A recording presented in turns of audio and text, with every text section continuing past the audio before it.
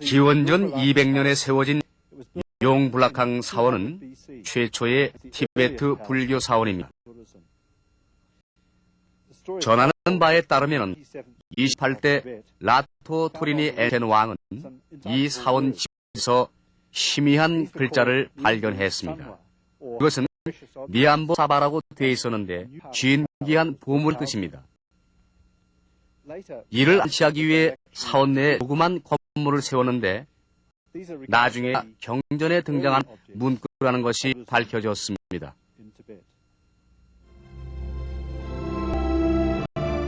이것이 티베트 불교의 시작을 알리는 서곡이 된다.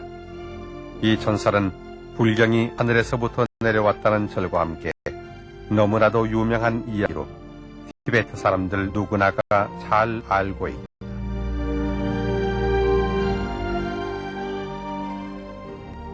다른 전설에 따르면 티베트에 불교가 전래된 것은 서기 400년경이었다고 한다. 일찍이 투두오리 왕 때 5분의 스님이 불경과 사리를 가지고 인도에서 티베트로 왔다는 기록이 있다. 투두오리 왕은 이 물들을 보고 신기한 보물로 여겨 용블락항 사원에 안치한다. 물론 이것은 역사적인 사실이라기보다 전설일 뿐이다. 실제 티베트에 불교가 전래된 것은 이웃나라에서 온 두 공주에 의해서였다.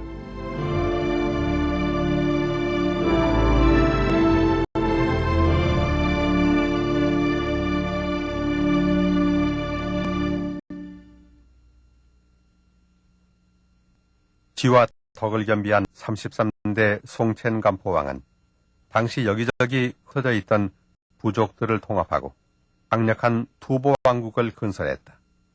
통일국가를 이룬 송첸간포왕은 중앙 집권 통치를 강화하기 위해서 이웃나라와 화친 외교를 펼쳤다.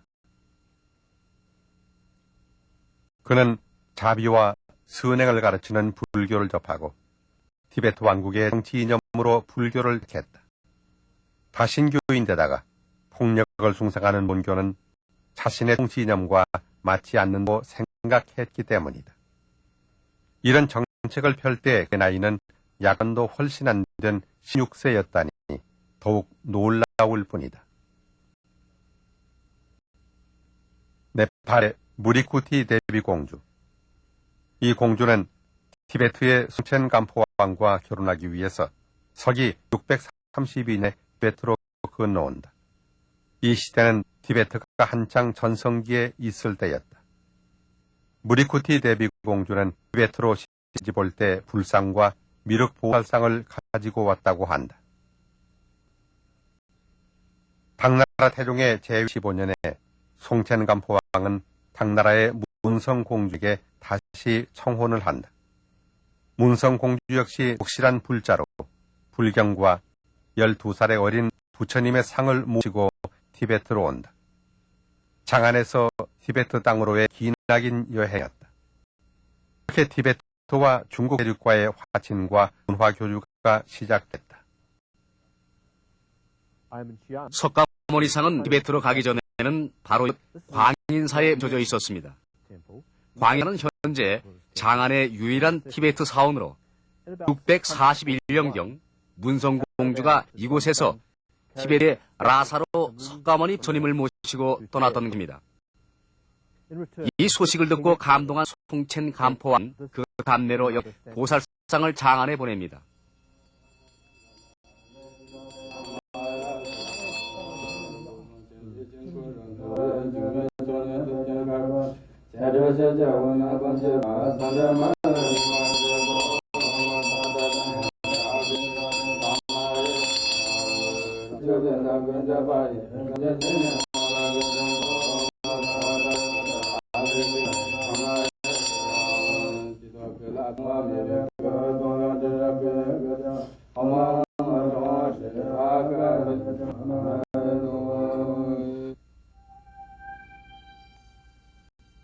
티베트 고원에 있는 1월사는 문성공주가 부처님을 모시고 갔던 길이다.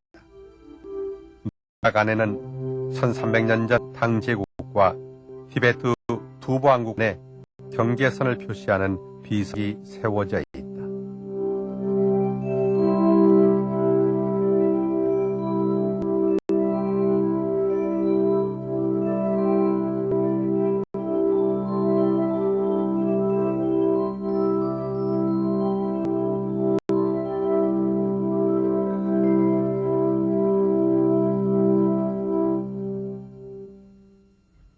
문성공주는 부처님을 모시고 이 길을 따라 티베트로 들어오며 하나의 전설을 낳아놓습니다. 이곳은 1월산을 넘어가는 산길입니다. 지금 제가 서 있는 곳은 해발 3,500m인데 서 641년 문성공주는 바로 이 길을 지나갔습니다. 티베트와 중국 사이 전쟁을 피하기 위해서 문성공주의 아버지인 당나라 황제는 티베트 왕에게 딸을 보낼 수밖에 없었습니다. 황제는 머나먼 이국 땅에서 고향을 그리워한 딸을 위해 거울을 하나 주었습니다. 그것이 곧 1월경이었습니다. 그 거울의 한쪽에는 가족의 그림이 그려져 있었고 또 한쪽에는 고향 방안의 그림이 그려져 있었습니다. 공주는 거울과 함께 최초의 석가모니상을 티베트로 가져갔습니다.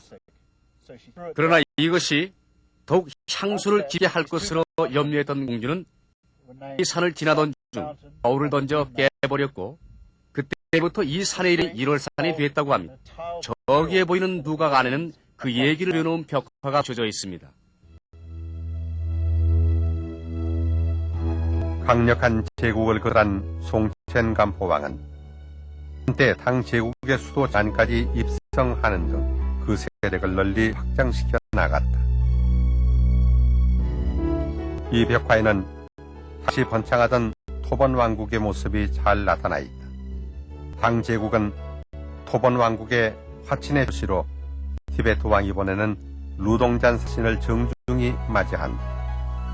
당시 자국의 공주와 이웃나라 왕을 본시키는 것은 위교의 한 방편이었지만 공주를 데려가려는 사람들이 많았기 때문에 몇 단계의 시험을 거쳐야 했다.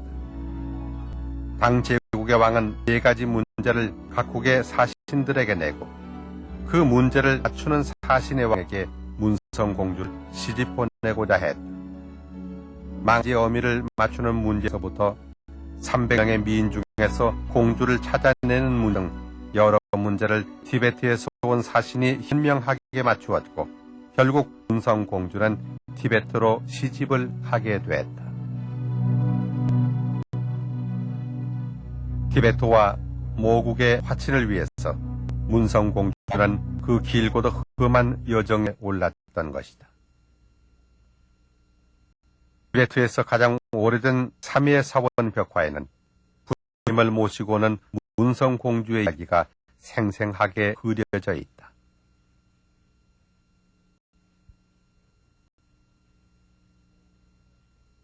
모국을 떠난 문성공주에게 모든 것이 낯설기만 했지만 공주는 현명하게 처신했다. 유수연 지대구에 도착한 공주는 티베트로 들어갈 준비를 위해 석 달 동안을 이곳에서 머물러야 했다. 문성공주를 이기기 위해 사람들은 이곳에 사원을 세웠다. 절벽 아래 지어진 이 사원은 계곡의 경치와 함께 그림 같은 절경을 이루고 있다.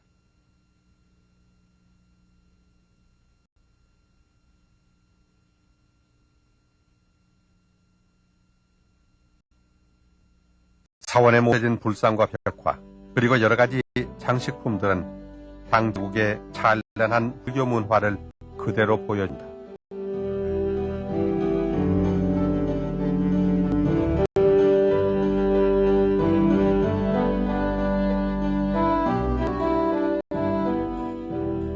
온갖 어려움을 극복하고 문성공주 시녀들은 마침내 수도 라사에 항도했다.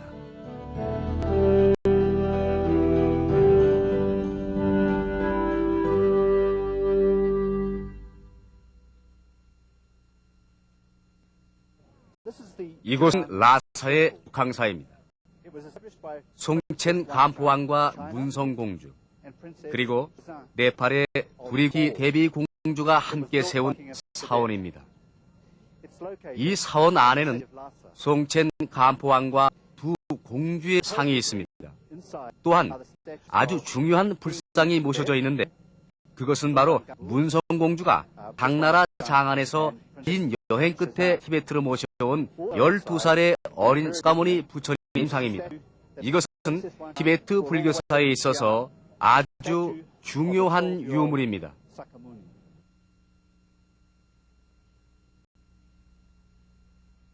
티베트에 온 불상이 안된 이곳은 그래서 티베트 제1의 성스러운 사원이다.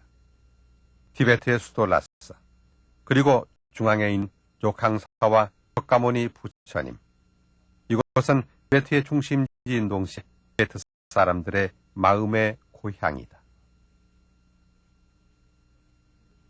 12살의 석가모니 부처님 상입니다.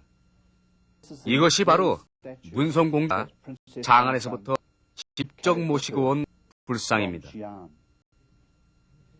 이 불상은 부처님이 생전에 계실 동안에 만들어졌으며 부처님께서 직접 이 불상에 축복을 내렸다고 합니다.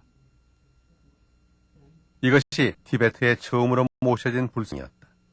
이 불상은 또 티베트 불교인들에게 가장 중요한 불상이기도 하다.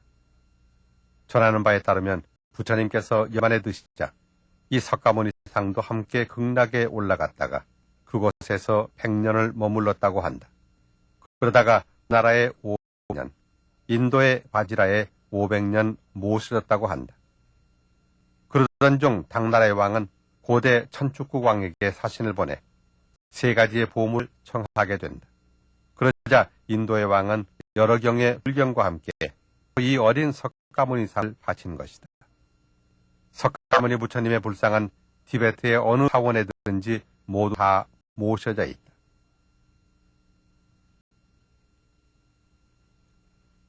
문성공주는 조캉사원을 건축하는데 실질적으로 많은 부분에 관여하고 직접 감독했다.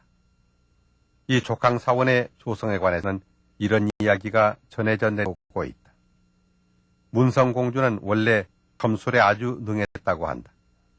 티베트의 전역을 둘러보던 중 문성공주는 티베트의 지세가 마치 요녀가 누워있는 형상이라는 것을 알았다.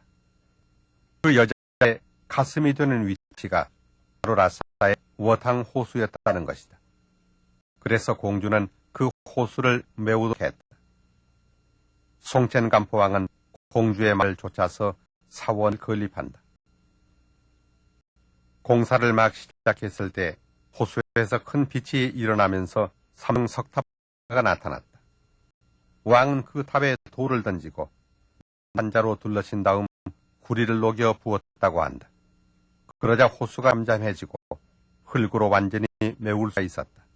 그리고 그 호수의 중앙에 조캉사원이 건립되었다. 그 이후 티베트는 날이 갈수록 번영을 누렸다.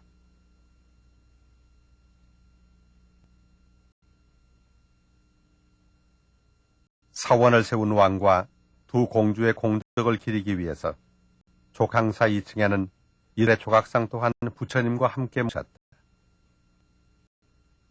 이 사원의 건축 기법이나 조각상의 기법을 보면 티베트의 문화와 외래 문화가 절묘하게 조화되어 있음을 알 수 있다.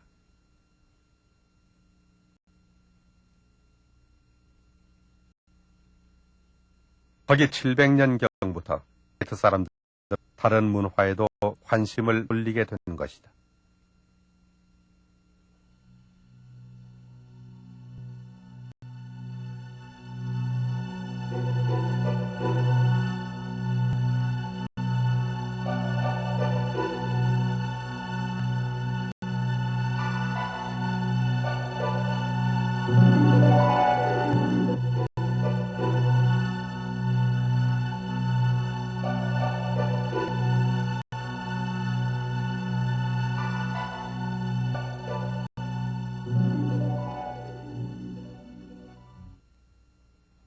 이곳은 나모체 사원으로 조캉사와 비슷한 시기에 세워진 것이다.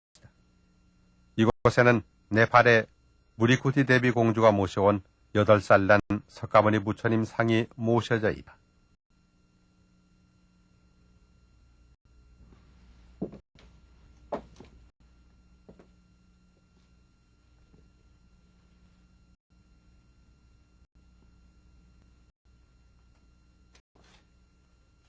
이것이 바로 8살 때의 부처님 묘사한 불상입니다. 이건 역시 부처님 생전 당시의 것이라고 전하고 있습니다. 이것은 네팔의 부리쿠티 대비공주가 티베트의 송첸 간포왕과 결혼할 때 가져온 것이라고 합니다.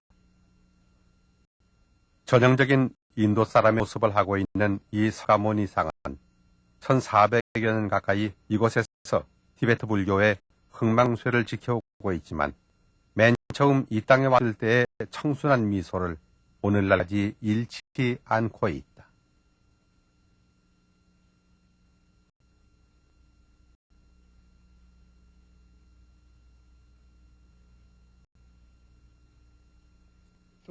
삼해산은 티베트에 세워진 최초의 불교 사원입니다. 송첸 간포왕이 티베트를 통일하기 전에 그는 그것을 근거지로 하는 야롱족의 족장이었습니다. 왕국 세운 후 그는 자신의 근거지에 제일 먼저 사찰을 세웠습니다. 왕과 문성공주는 이곳에 자주 들러 경배하고 겨우는 별궁으로 쓰기도 했습니다. 송첸 간포왕은 정책적으로 불교와 토착 종교인 문교를 절충하는 식으로 불교를 받아들인다. 그리고 나서 토미 소타를 대표로 하는 16명의 사절단을 인도로 파견해 불경을 홍보하게 했다. 토미 삼보타는 마침내 티베트 문을 창안하고 많은 경전을 버모에서 티베트어로 번역한다. 또한 불교 가르침에 따라 법을 만들고 사원을 지고 티베트 사람들을 교육시키는 데 헌신함으로써 티베트 불교에 큰 발자국을 남겼다. 바야흐로 이 고원지대에 새로운 삶과 문화가 꽃피고 티베트는 강대국으로 변모하게 되었던 것이다.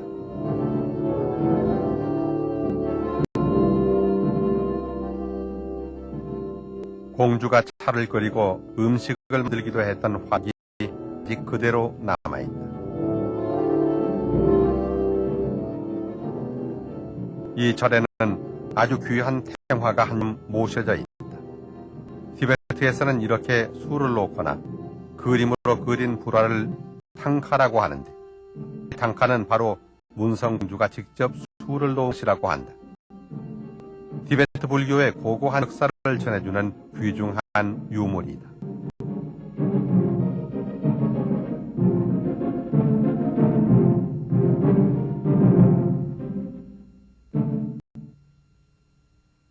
이후 불교는 쉽게 티베트에 뿌리를 낼 수 있었을까요? 불교는 이후에도 수많은 역경과 좌절을 거쳐서 이 땅에 정착합니다. 몇 번의 큰 탄압과 억불 정책을 견뎌야 했습니다.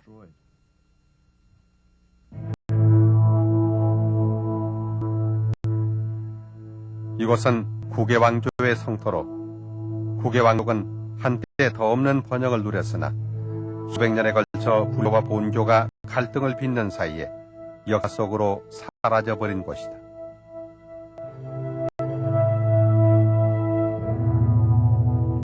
송첸 간포왕이 주자 몇몇 티베트 무사와 본교 신도들은 왕실에서 불교를 방리하지 못하도록 권력을 행사했다. 그로부터 36대 디송 네첸 왕에 이르기까지 본교와 불교의 갈등이 첨예화된다. 그 사이 많은 불상들은 매장고 사원은 파괴됐다. 특히 마지막 왕인 랑다르마는 본교의 추종자로 불교를 혹독하게 탄압했다. 조강사와 나모체 사원은 가축의 도살장으로 비워내버리고 두 공주가 모셔 불상도 땅에 묻혀버리고 말았다.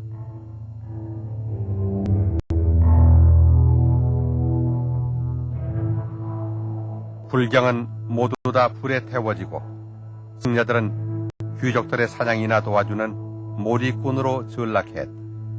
바야흐로 불교는 풍전등화의 위기에 처한 것처럼 보였다.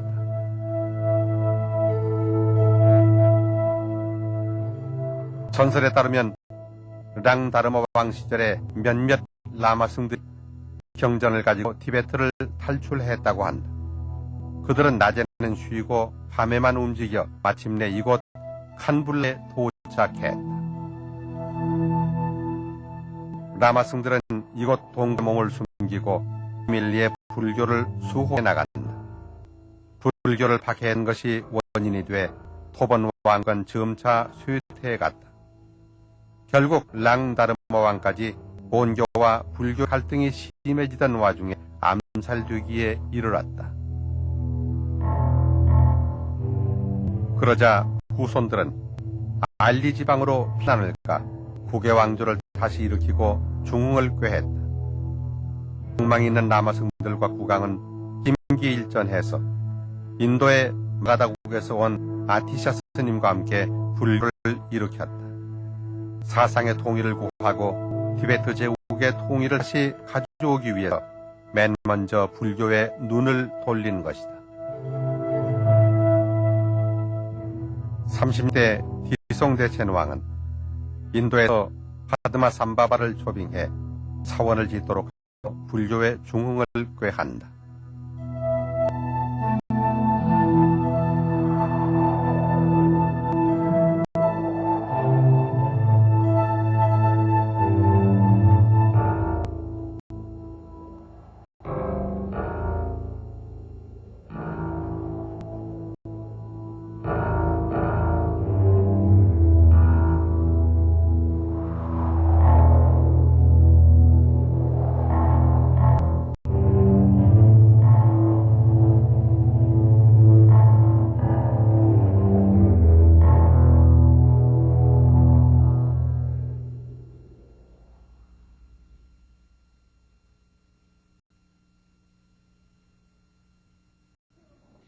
서기 180년 희송 대첸 왕은 인도의 고승 파드마 삼바바를 초빙해 사원을 지었는데 그것이 바로 이 삼해사원입니다.